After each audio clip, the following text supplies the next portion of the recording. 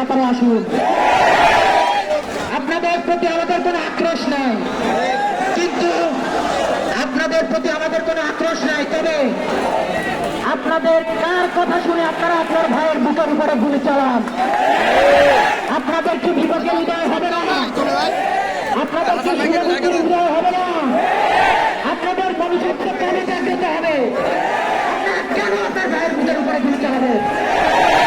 আপনাদের সাথে আমাদের কোনো আক্রোশ নাই, তবে তবে তবে আপনাদের পোশাকের সাথে আমাদের আক্রোশ তৈরি হয়ে গেছে।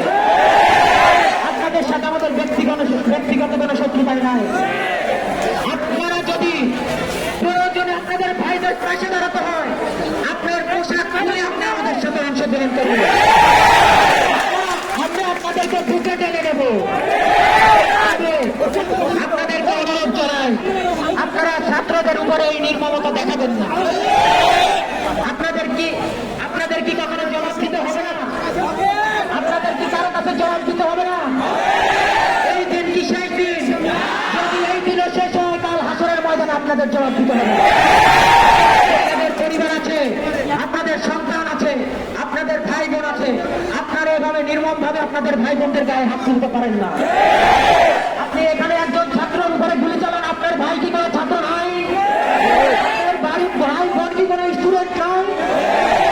কিভাবে ছাত্রদের উপরে হামলা চালান আমরা বুঝি না। আপনাদের আচরণে আমরা ব্যাপক হতাশ। আমরা চাই আপনারা আমাদের পাশে দাঁড়ান। সর্বশেষ একটা কথা বলি, সবাইকে বলি, আমরা